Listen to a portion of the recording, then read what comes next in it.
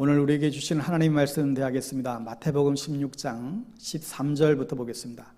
마태복음 16장 13절부터 24절까지 신약성경 27면에 기록되어 있습니다. 마태복음 16장 13절에서 24절 말씀,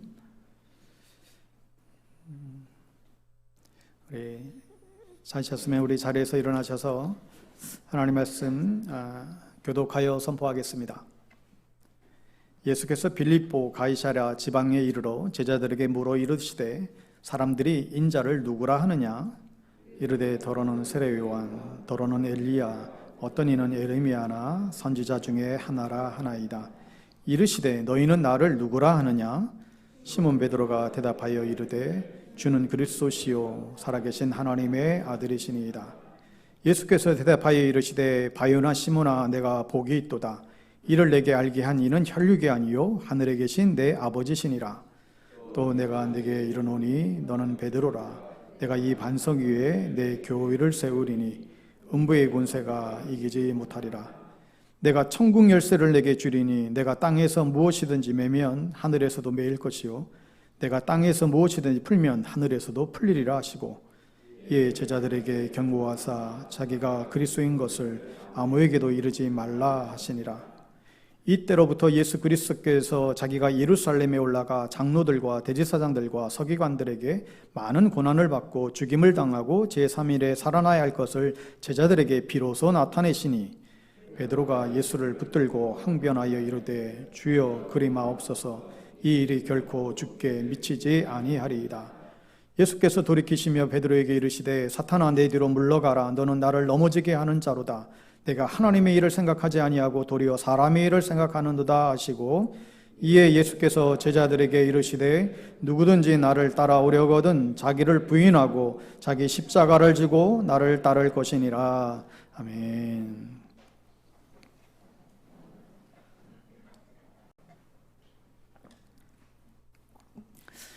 오늘 스승의 주일에 우리의 최고의 스승 되신 예수님을 따르는 삶 제목으로 하나님의 말씀 나누기 원합니다. 사람은 사람으로서의 그 본질이 있어야 되고, 신앙인은 신앙인으로서의 이제 본질이 돼 있어야 할 것입니다. 그러면 신앙인의 본질이 무엇입니까? 돈을 따라가는 것이 아니고, 명예를 따라가는 것이 아니고, 어떤 자기의 이익을 따라가는 것이 아니고 예수님을 따라가는 것입니다. 신앙인의 본질이 뭐라고요? 예수님을 따라가는 것입니다.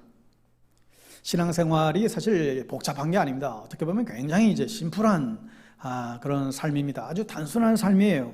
근데 우리의 신앙생활이 때로 얼마나 너무나 이제 복잡합니다. 또 너무 골치 아플 때도 있죠. 그러나 신앙생활은 간단해요. 그냥 예수님 따라가는 거예요. 그게 신앙생활이고 그게 믿음생활이에요. 그게 본질이고 그것이 우리의 기준이 되어야 합니다. 한 가정이 있어요. 그 가정이 무너진다라고 한다면 왜 무너지겠어요? 무슨 가정학 개론을 공부하지 못해서 무너질까요? 가정 상담 박사 학위가 없어서 그 가정이 무너지겠습니까? 가장 기본적인 것을 안 지켜서 그래요. 애들도 다 하는 것, 누구나 다 하는 그것을 지키지 못해서 그렇습니다. 우리 신앙생활이 무너지고 신앙생활이 깨지는 이유가 무엇입니까? 무슨 헬라어의 히브리어를 몰라서 그렇습니까? 우리가 성경 공부를 안 해서 그렇습니까? 무슨 신학 박사 학위가 없어서 그렇습니까? 가장 기본적인 예수님을 따라가는 것이 신앙생활이라는 것을 계속해서 놓치는 거예요. 화가 나면 분노를 따라가고, 눈앞에 이익이 생기면 그 이익을 따라가고, 뭐 좀 재미있는 게 없을까? 뭐 좀 짜릿한 게 없을까? 이런 생각만 하다가 그거 따라가다 보니까 신앙을 놓치는 거지요. 여러분, 사람은 뭔가를 따라가며 살아가게끔 되어 있습니다. 그리고 내가 살아가는 그 따라가는 것에 따라서 어디에 내가 서 있는지가 결정이 되고, 그리고 내가 어떤 사람으로 살아가는지 그것이 그대로 드러나게 됩니다. 의사는 어디에 있어야 됩니까? 의사 선생님은 진료실에 있어야 됩니다. 가수는 어디에 있어야 되겠죠? 무대 위에 그 가수는 있어야 됩니다. 운동선수는 운동 경기장 안에 마땅히 있어야 됩니다. 예수 믿는 사람들은 항상 어디에 있어야 될까요? 예수 믿는 사람들은 어디에 있든지 항상 예배하는 자리에 있어야 합니다.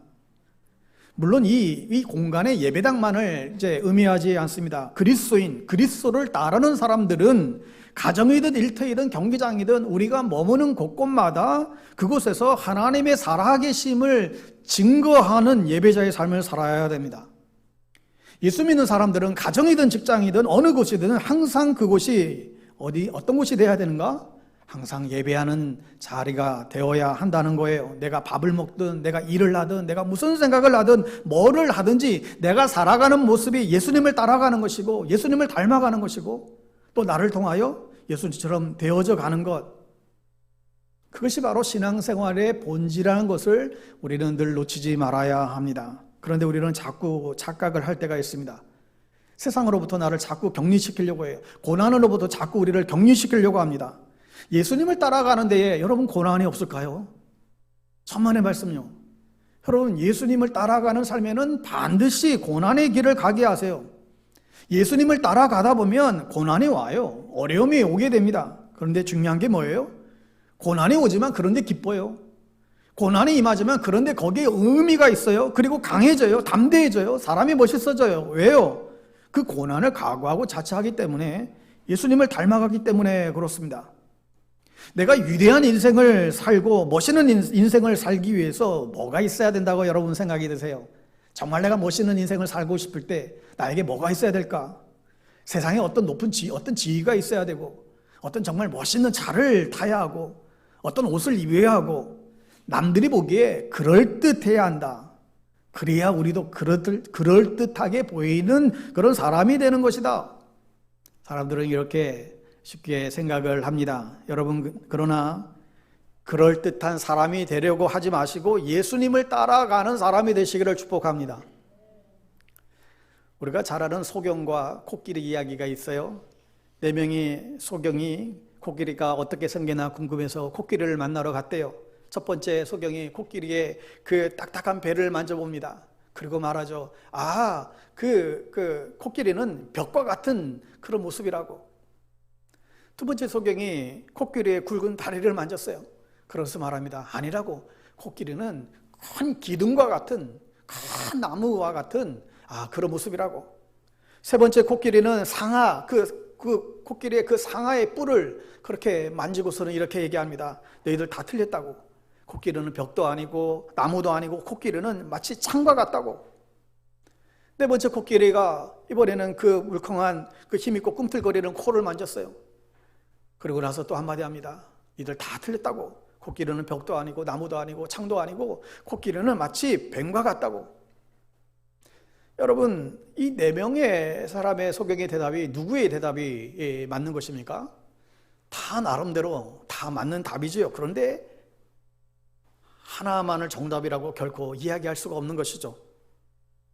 오늘 본문에 보시면 예수님이 제자들에게 질문하고 답하는 내용을 보니까 마치 이 코끼리의 대답과 매우 흡사하다는 생각을 해보게 됩니다. 예수님이 제자들에게 물어요. 사람들이 나를 누구라 하느냐? 그리고 제자들에게 재차 묻지요. 너희들은 나를 누구라 하느냐? 이때 베드로가 대답해요. 시몬 베드로가 대답하여 이르되 주는 그리스도시요 살아계신 하나님의 아들이시니이다. 그 당시까지는 사람들은 아직까지 그 인간의 범주를 벗어나지 못했어요. 인간이라는 거예요. 뭔가 예수라는 어떤 존재도 뭔가 특별한 능력을 나타내는 그런 한 인간의 한 부류에 그친다라고 그 정도 생각하고 있었습니다. 그런데 베드로가 주는 그리스도십니다. 우리가 그토록 기대해왔던 메시아십니다. 그리고 하나님의 아들이십니다. 이런 고백을 하게 됩니다. 예수님이 이 대답을 듣고 너무 기쁜 나머지 내 반석 위에 교회를 세우실 것이고 내가 땅에서 매면 하늘에서도 매이고 또 땅에서 풀면 하늘에서 풀리고 네 반석 위에 교회를 세우고 천국 열쇠를 주고 놀라운 하나님의 막 축복을 칭찬하잖아요. 여러분, 그런데 예수님께서 오늘 이 말씀을 하신 장소가 중요합니다. 이 말씀을 어디에서 하셨는가? 13절에 보시면 예수께서 빌립보 가이사라 지방에 이르러 제자들에게 물어 이르시되 그랬어요. 장소가 나오죠. 이 빌립보 가이사라 지방이라는 것을 알게 됩니다. 여기서 예수님이 이곳에서 이 질문을 한 그냥 무심코 한 질문이 아니에요. 이곳에서 한 질문의 이유가 있어요. 이스라엘에 여러분 사진에 잘 안 보이지만 그 헬몬산 바로 밑에 저 위쪽에 이 가이사라 빌립보가 위치되어 있습니다. 시리아 이 국경에 맞물려 있는 그 곳입니다. 여기는 굉장히 많은 문화 문물들이 흡수되어 있고 여러 가지 혼합 종교가 가득했던 그런 장소예요. 특별히 그곳에 바알 신전이 있었습니다. 또 그리스 사람들이 신겼던 그 판신인데 이 판신 그 우상들도 그곳에 아주 있었죠. 또 헤롯 대왕 때 또 황제 로마 황제에게 잘 보이려고 했던 황제의 신전들도 이 빌립보 가이사라에 있었습니다. 기독교가 로마 시대에 그렇게 박해를 받은 이유 중에 하나가 무엇입니까? 어느 날 갑자기 황제가 나타나더니 자기가 신이라는 거예요. 자기가 신이니까 이제 나만 신겨라, 나만 섬겨라고. 당연히 기독교인들은 거기에 응답할 수가 없었죠. 그래서 핍박을 그렇게 많이 당한 것이죠. 그런데 헤롯 대왕이 로마 황제를 위해서 황제 신전까지 세운 곳이 바로 이 빌립보 이 가이사라 지방인데, 그러니까 바알 신전이 있고 판신이 있고 황제 신전이 있었던 우상, 온갖 우상이 가득했던 이 빌립보 가이사라의 지역인데, 이곳을 지금 예수님이 지금 지나가고 있어요. 이때 사람들이 뭐라고 있을까요? 사람들은 다 신전 앞에 제단을 쌓고 있고 탄신 앞에 절하고 있고 황제 그 신전 앞에 우상 다 절하고 있고, 그런 가운데에 그런 모습을 보면서 예수님이 물어보는 거예요. 사람들은 나는 도대체 어떻게 보고 있느냐? 이 질문의 함축된 의미는 저 헛된 우상들, 사람들이 저렇게 섬기는데 혹시 사람들이 나를 저 사람들 중에, 저런 우상들 중에 하나로 나를 생각하고 있지는 않느냐? 이런 질문이에요. 그런데 아니나 다를까? 제자들이 예수님의 그 질문을 받고, 예, 그렇습니다. 수많은 신들 가운데에 한 명은 어떤 사람은 예레미야 같대요. 예수님 보고 엘리야 같대요. 세례 요한 같대요. 많은 사람들 가운데에 그저 한 사람 정도로 지금 취급하는 거예요. 그런데 그때 베드로가 뭐라 했다고요? 주는 그리스도시요 살아계신 하나님의 아들이십니다. 예수님만의 유일한 구세주십니다. 예수님만의 하나님의 아들이세요. 이 대답을 하게 되자 예수님이 그 말을 정말 듣고 싶었는데 그 대답에 너무 기뻐한 것이죠. 사랑하는 여러분, 우리 안에도 보면 거짓된 우상들이 얼마나 많은지 모릅니다. 어떤 사람은 지식을 우상으로 삼죠. 어떤 사람은 자식이 우상이에요. 어떤 사람은 물질이 우상이에요. 어떤 사람은 어떤 성공과 어떤 외모와 건강이 우상이 될 수도 있어요. 사람들이 예레미야, 엘리야, 세례 요한 중에 한 명이래요. 이게 무슨 뜻일까요? 사람들은 자기가 생각하는 대로 예수님을 그래요. 예수님을 보니까 세례 요한 닮았네, 엘리야 닮았네, 예레미야 닮았네. 그러면서 자기가 느끼고 자기가 생각하는, 마치 네 명의 소경이 코끼리 한 부분을 만지고 코끼리 전부를 아는 것처럼 사람들은 예수님의 어떤 한 부분의 모습을 보고 내가 생각하는 예수, 내가 그리는 예수를 딱 그려놓고 그러한 예수를 믿고 싶어 한 거예요. 복음서에 보면 예수님을 따라다녔던 수많은 사람들이 있었습니다. 특별히 오병이어 기적을 보고 나서 정말 많은 사람들이 예수를 자기의 왕으로 모시려고 그렇게 따랐어요.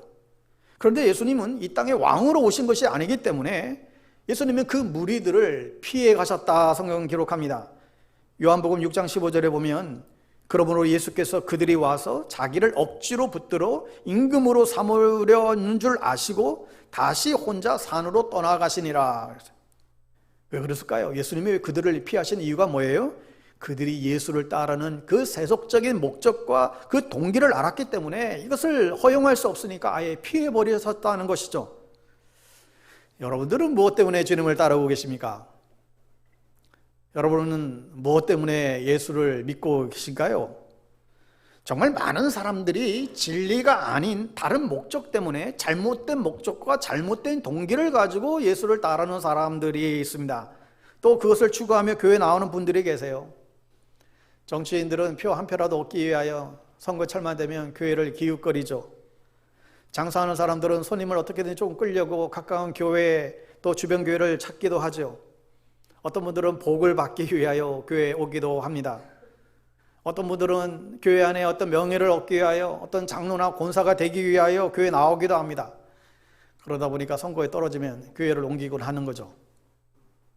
근데 사람들이 끝까지 쫓아다니니까 예수님의 수많은 사람이 계속해서 밀려오니까 이 사람들이 진짜로 나에게서 복음을 들으려는구나. 정말 이들이 나를 따라오려 하는구나. 예수님이 이렇게 생각했는지 드디어 비로소 예수님이 십자가 복음을 사람들에게 가르치죠. 그리스도의 죽으심과 부활을 이제 예고합니다. 그랬더니 사람들의 반응이 어때요?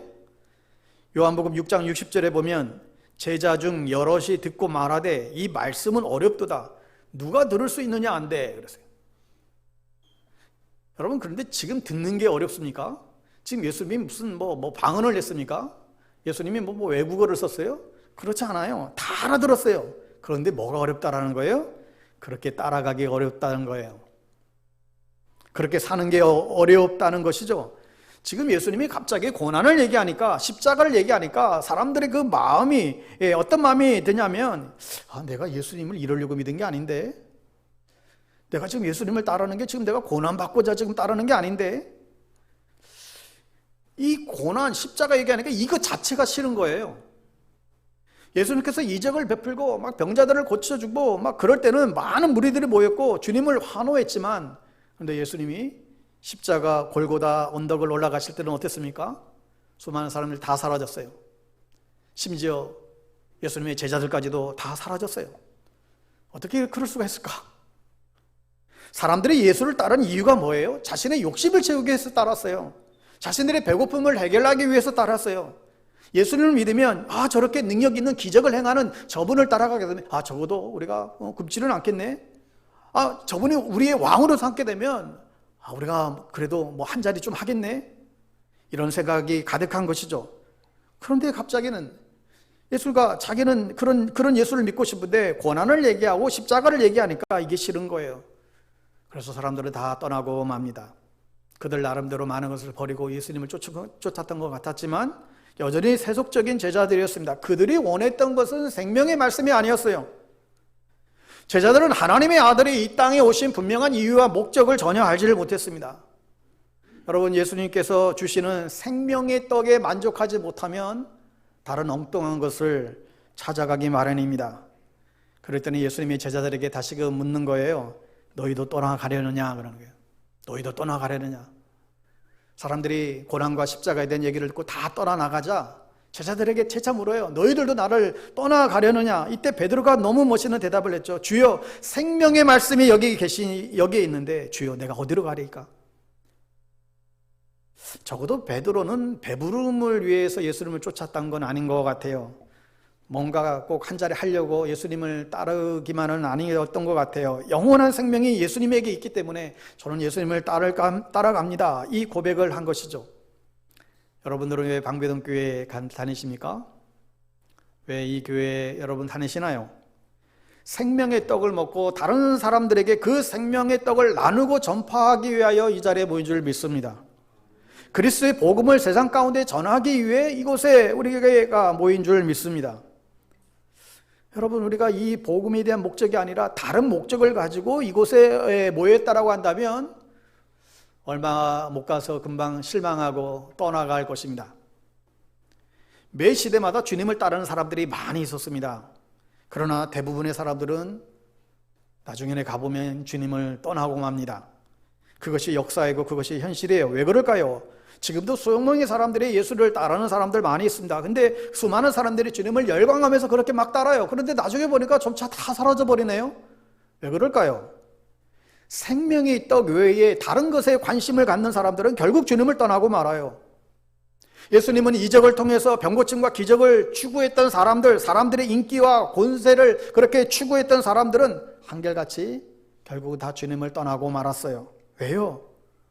그야말로 주님께 실망했다는 거예요. 내가 원하는 것이 이게 아닌데 자신의 필요와 자신의 뜻이 이게 그 주님과 이게 다르다는 것을 아는 순간, 이 교회가 나에게 이런 서비스를 해주기를 나에게 원했는데 이게 아닌가 봐, 그걸 아는 순간 떠나고 맙니다.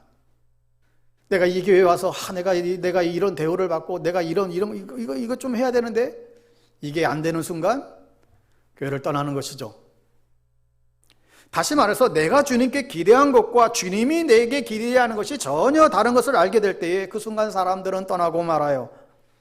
심지어 어떤 분들은 이런 분도 봤어요. 교회의 밥맛이 자기 밥맛과 다르다고 떠나더라고요.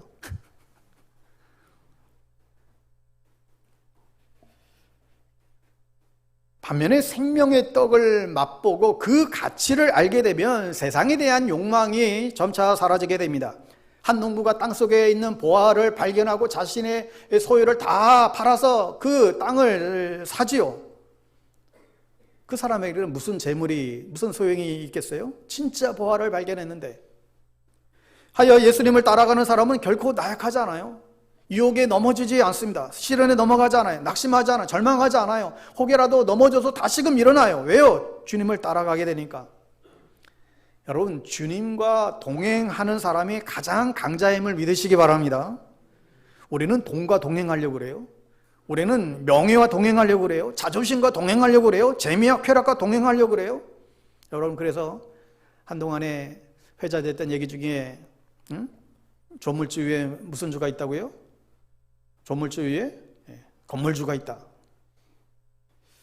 아이들에게 장래 희망을 물으니까 예전 같으면 대통령이요, 의사요, 변호사요 했을 텐데 그게 아니라 건물주 앞에서 다 깨갱했다는 거예요. 우리가 이 간절한 기도 제목이 건물주가 되어야 하겠습니까? 물론 하나님이 은혜 주셔서 우리에게 건물도 허락하시면 그거 잘 사용하면 좋겠지만, 내가 강자가 되었다라고 하는 것은 주님과 동행한다는 것을 의미하고, 주님과 동행한다는 것은 무엇을 의미해요? 내가 주님을 닮아가는 것을 나타내요. 나를 통해서 주님이 드러나는 것을 나타내는 것이죠. 여러분, 내가 예수님을 따라가고 예수님과 동행하게 되면 자연스럽게 일어나는 현상이 있습니다. 내가 내 인생을 책임지는 것이 아니라 주님이 내 인생을 책임지기 시작해요. 누가 내 인생을 책임지신다고요? 누가요? 주님이, 하나님이 내 인생을 책임지기 시작해요. 주님이 책임져 주시는 인생, 주책이죠, 주책. 여러분, 주책인 인생이 되시기를 바랍니다. 옆 분에게 한번 인사해 볼까요? 당신의 인생은 주책이야. 주님이 책임져 주십니다.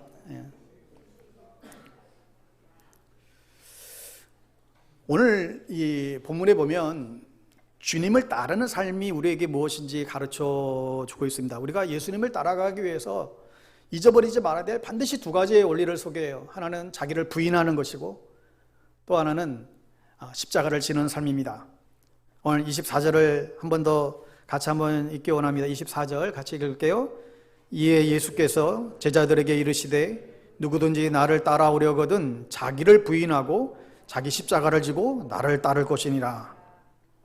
여러분, 근데 사람들이 이 말씀이 어렵다고 그랬잖아요. 앞에서 어렵대요.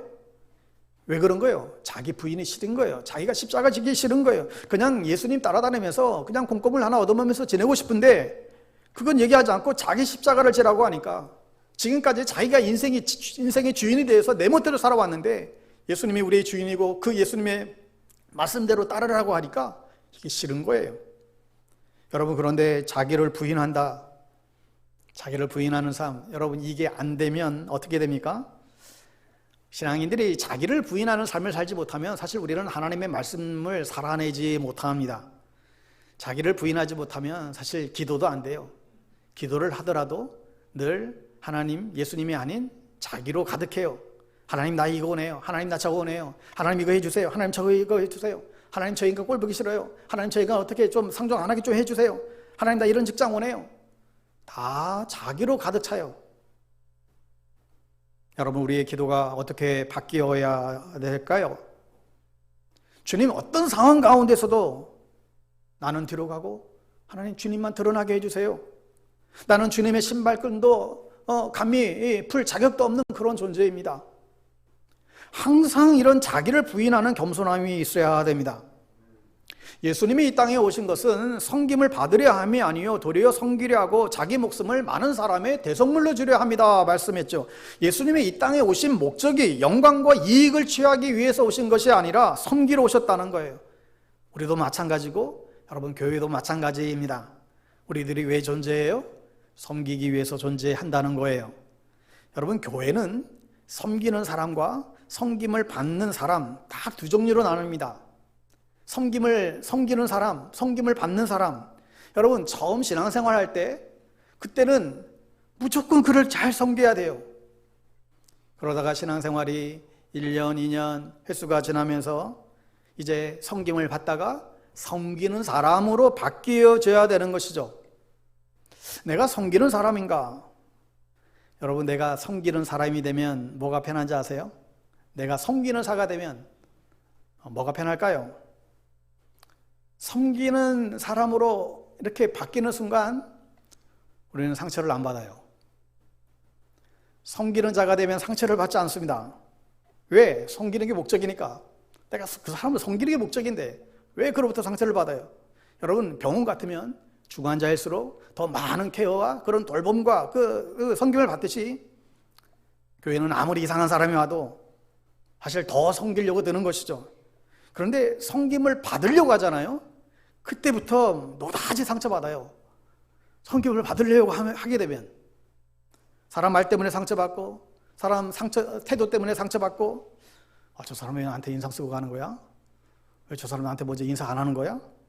저 사람 왜 나를 저렇게 뻔히 쳐다보지? 여러분, 이렇게 섬김을 받으려고 하게 되면 계속 상처를 받게 됩니다. 그런데 섬기려 하면 어떻게 됩니까? 섬기려 하면 누구를 만나도 늘 미안해요. 늘 죄송해요. 내가 더 잘했어야 되는데, 내가 더 부족한데, 내가 더 이거 못해줘서 늘 미안하고. 사람이 진짜 크리스찬이 되려면 모든 사람을 섬김의 대상으로 볼 수 있어야 됩니다. 목회자들은 성도들을 대할 때 섬김의 대상으로 대해야 되고, 또 성도님들도 목회자를 대할 때 섬김의 대상으로 대해야 되는 것이죠. 여러분, 신앙의 깊이는 겸손함으로 드러나요. 자기를 부인하는 삶이에요. 나는 부족해요. 나는 힘이 없어요. 나의 부족함을 고백할 때 하나님이 그 부족을 채워주시게 됩니다. 두 번째로, 자기를 부인하는 것으로 끝나서는 안 되겠죠. 자기를 부인하는, 못해요. 나 아무것도 못해요. 여러분, 그것으로 끝나버리면 어떻게 되겠습니까? 자기 부인, 그것으로 끝나는 게 아니죠. 그러나 주님께서 맡기시면 순종하겠습니다. 자기 십자가를 져야 해요. 가정에서도 교회에서도 직장에서도 자기가 져야 될 십자가가 있어요. 교회가 이 시대 가운데에서 져야 될 십자가가 있어요. 자기 십자가를 져야 주님을 따라가는 것입니다. 그런데 우리는 왜 주님을 따라갑니까? 나에게 주어진 십자가를 벗어내려고 주님 따라가려는 사람들이 많아요. 그러니 이 신앙이 안 되는 것입니다. 새들의 불평이란 이스라엘의 우화가 있는데요. 여러 동물들은 굉장히 강하게 지어진 것 같은데 한 마리가 하나님께 불평하는 거예요. 하나님, 왜 내 다리도 가늘고 다리도 작고 왜 이 모양이 꼴이냐고, 왜 내 어깨에는 무거운 이 짐을 나한테 이렇게 달게 하셨냐고 막 불평을 합니다. 그랬더니 하나님이, 야, 내 어깨를 펴서 날개를 펴고 한번 휘저어봐. 그제서야 그 독수리가 어깨를 펴고 날개를 펴고 휘어졌더니 높이 창공을 올라가게 되지요. 여러분, 우리가 어떤 존재입니까? 우리에게 달려있는 짐, 내 인생의 짐은 그건 짐이 아니에요. 그건 날개예요, 날개.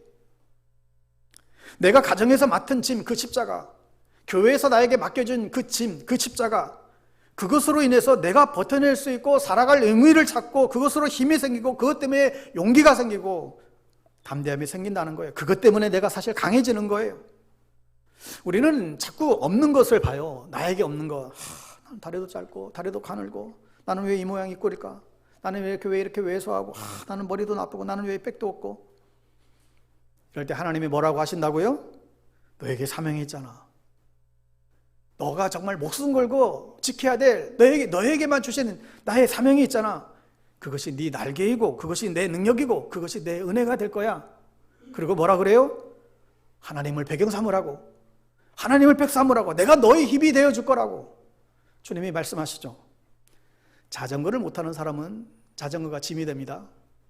아무리 좋은 자동차가 있어도 운전할 줄 모르는 사람은 그냥 짐에 불과하죠.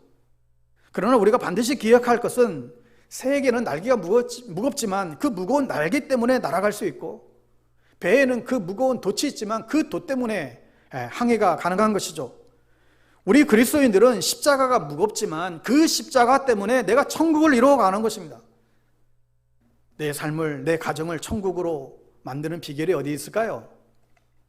열심히 가정에서 내가 져야 될 그 짐을 지는 거예요.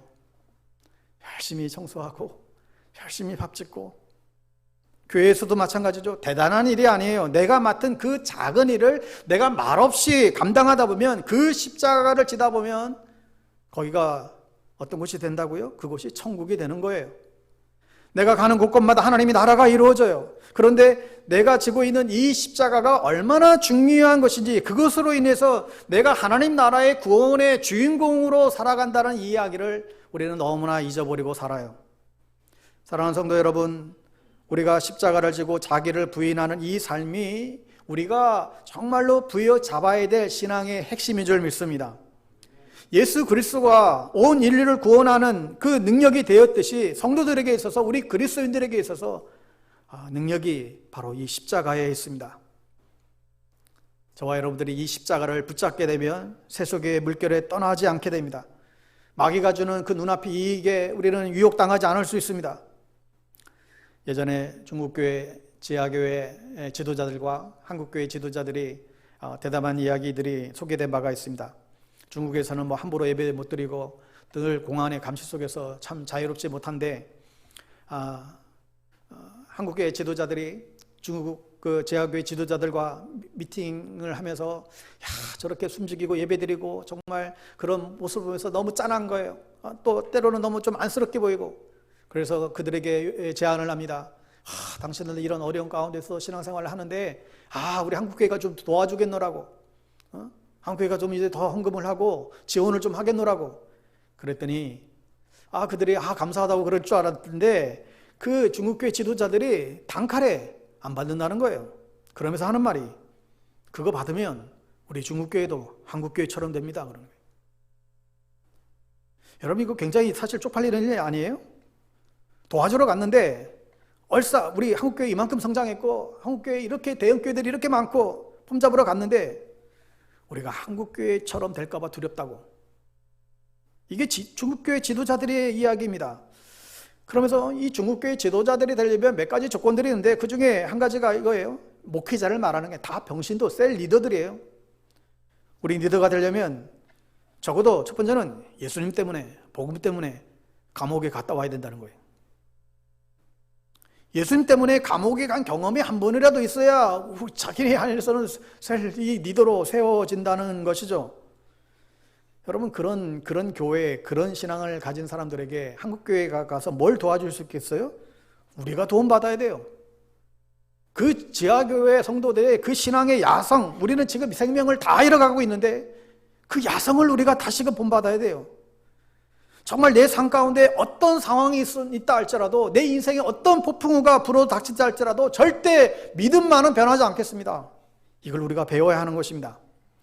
창세기 41장에 보면 하나님이 요셉에게 7년 풍년을 예고하세요. 앞으로 7년 동안 애굽 땅에 풍년이 있을 것이다. 그리고 나서 또다시 7년 흉년이 이어질 것이다. 그 앞에 7년은 아예 생각나지도 않을 만큼 7년 큰 흉년이 이어질 것이다. 그렇게 얘기합니다. 여러분, 만약에 하나님이 우리에게 이 얘기를 했다라고 한다면, 우리 인생 가운데 오셔서 이 동일한 얘기를 했다라고 한다면 우리는 어떻게 할까요? 기도하지 않겠어요? 하나님, 7년 풍년 주신다니 참 감사합니다. 그런데 7년 흉년은 싫어요. 7년 흉년은 더 이상 우리의 삶 가운데 다가오지 않도록 하나님 제발 좀 막아주세요. 하나님 그거 거둬주세요. 아마 우리나라 사람 같으면 그렇게 기도할 것 같아요. 그런데 요셉은 그렇게 기도하지 않았어요. 이유가 뭘까요? 7년의 풍년, 7년의 흉년도 다 하나님의 뜻이라는 거예요. 7년 흉년도 하나님의 뜻이에요. 그래서 그렇게 기도하지 않아요. 우리는 이 7년 흉년을 통해서 하나님이 얼마나 드라마틱하게 이스라엘 백성을 구해낸 그 역사를 우리는 이미 우리는 잘 알고 있어요. 이것 때문에 요셉은 애굽의 총리가 돼요. 이것 때문에 형들을 만나요. 이것 때문에 형들을 용서하고 형들의 가족들을 애굽으로 다 불러내서 그 가뭄으로부터 그들을 건져내요. 그 사람들이 살아남아요. 그리고 그 사람들이 번성하고 번성해서 결국은 출애굽을 하게 되고, 그 출애굽한 사람들이 하나님의 약속한 가나안 땅에 들어가서 거룩한 하나님의 나라 백성들이 되는 거였죠.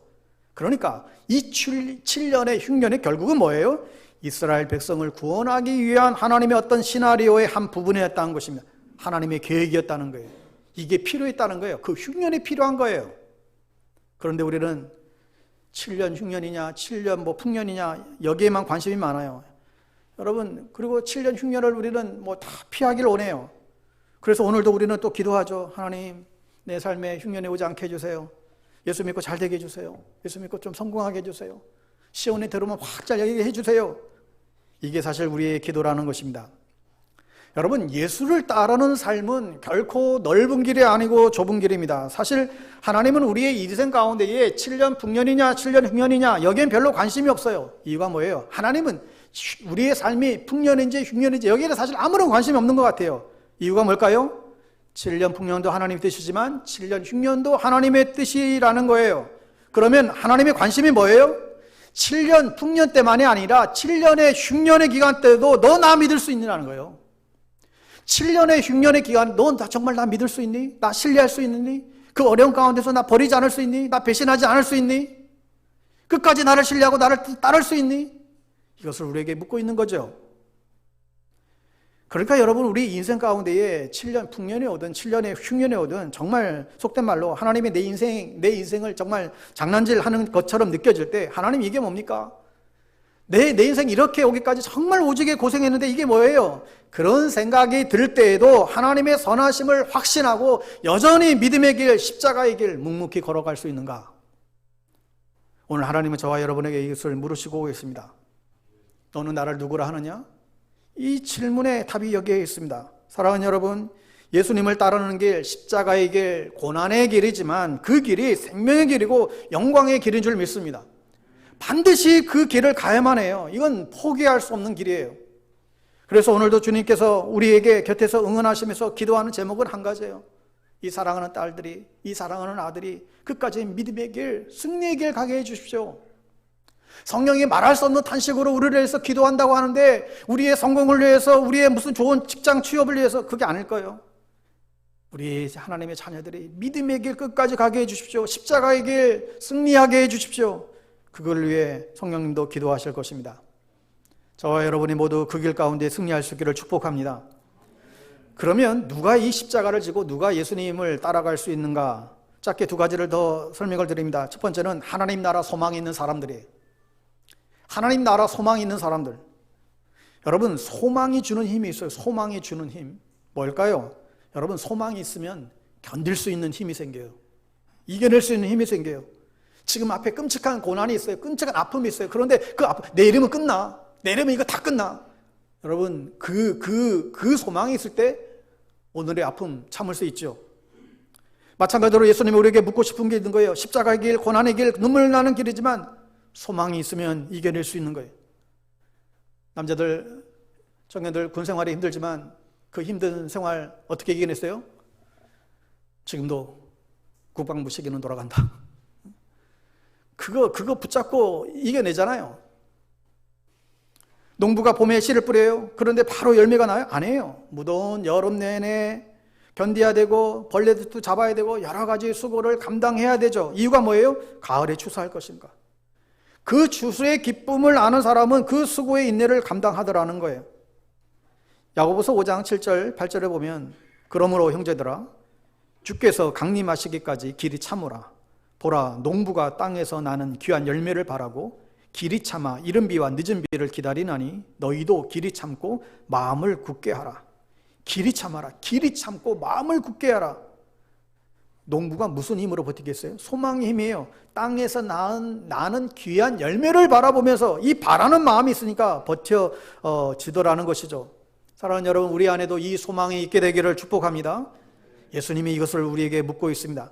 마태복음 16장 27절에 보면 인자가 아버지의 영광으로 그 전사들과 함께 오리니 그때에 각 사람이 행한 대로 갚으리라. 여러분, 예수님이 초림할 때는, 처음 오실 때는 2000년 전에는 굉장히 초라한 모습으로 정말 아기 예수로 오셨잖아요. 힘없이 오셨어요. 그런데 여러분, 예수님이 다시 오실 때, 재림 때는 그때와는 완전히 달라요. 만왕의 왕으로 오세요. 유다의 사자로 오세요. 철장 권세를 가진 심판주로 오세요. 이 땅에 다시 지금 오셔서 뭘 한다고요? 너희들이 행한 대로 다 갚으리라. 여러분, 이렇게 볼 때에 이 땅에서 살아가면서 때로 예수님 때문에 손해보는 것, 예수님 때문에 믿음을 지키다가 내가 눈물을 흘리는 것, 내가 아픔을 당하는 것, 사람들에게 손가락질 당하는 것, 이게 다 어떻게 된다고요? 예수님이 다 갚으시리라. 여러분, 이 소망이 있는 사람들은 오늘 비록 내 삶 가운데에 어려움이 있다 할지라도 버텨낼 수가 있어요. 혹여 오늘도 교회 간다고 남편이 뭐라고 하는 가정이 있을지 모르겠어요. 가족들이 교회 간다고 핍박하는 그런 가정이 있을지도 모르겠습니다.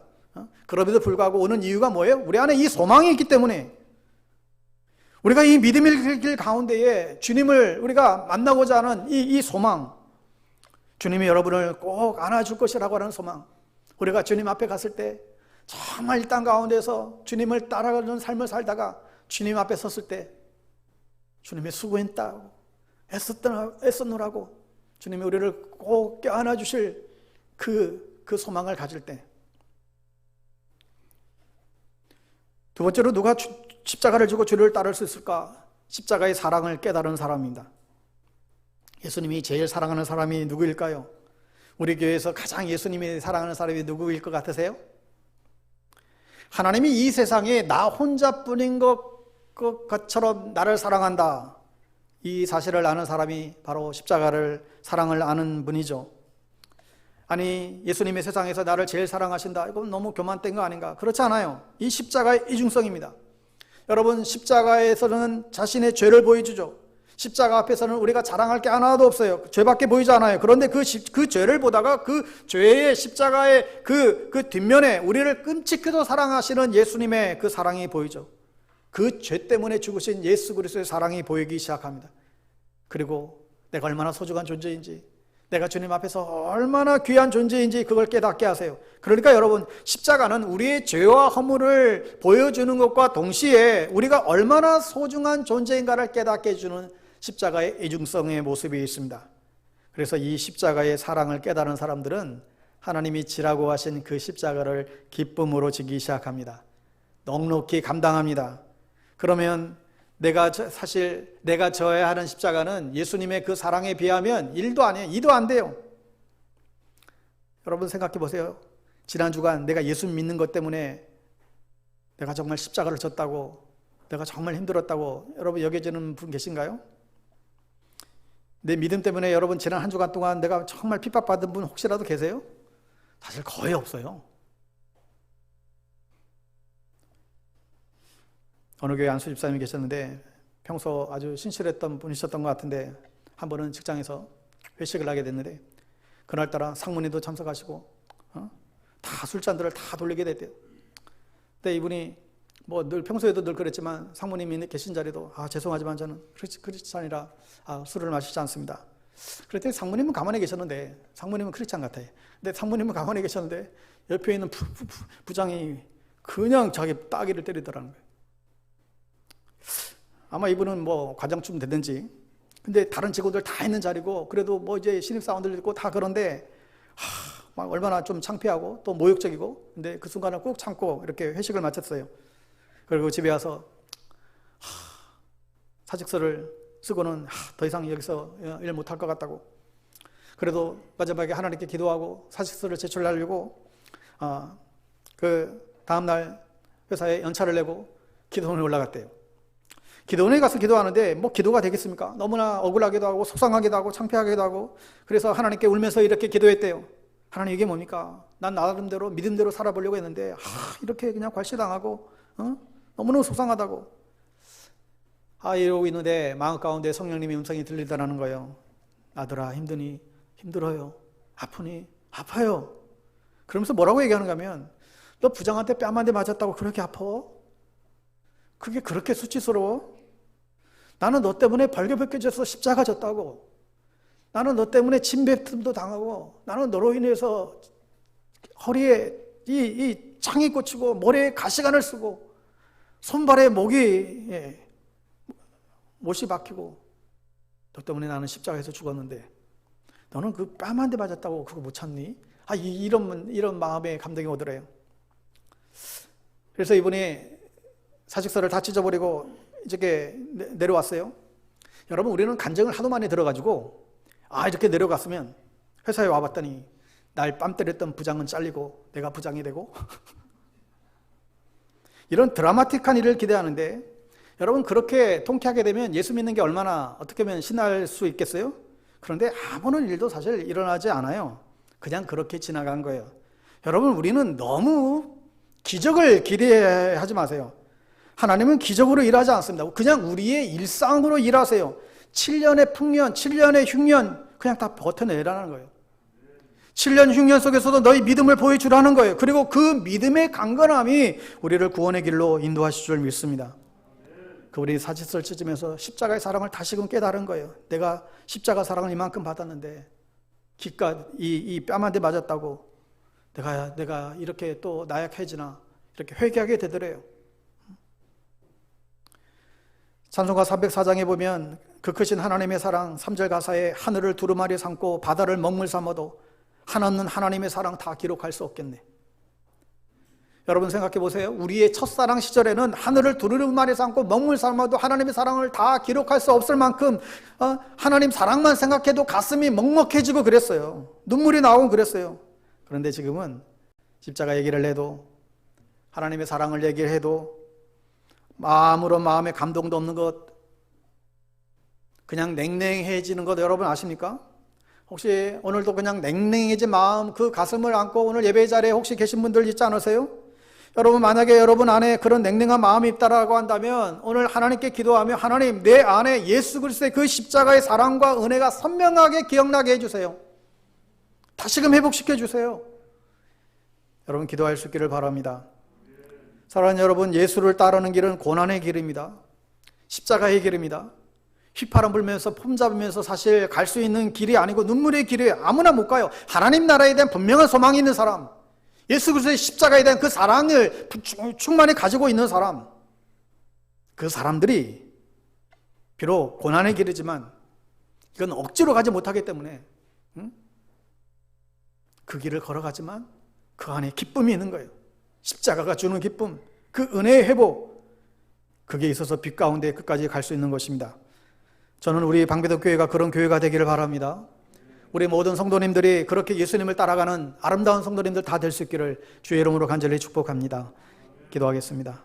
하나님, 우리는 주님을 떠날 수도 있고 버릴 수도 있지만 주님은 한시도 저희들을 버리지 않는 영원한 우리에게 생명과 소망을 약속해 주시는 분이심을 분명히 믿습니다.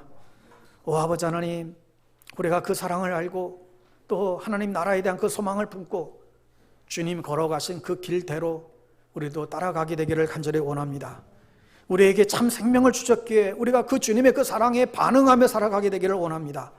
오늘도 저희들을 붙잡아 주셔서 세상에 헛된 것이 아니라 예수 그리스도 그 주님만을 따르며 살아가는 저희들 되어줄 수 있도록 은총을 덧입혀 주시옵소서. 예수님의 이름으로 기도합니다.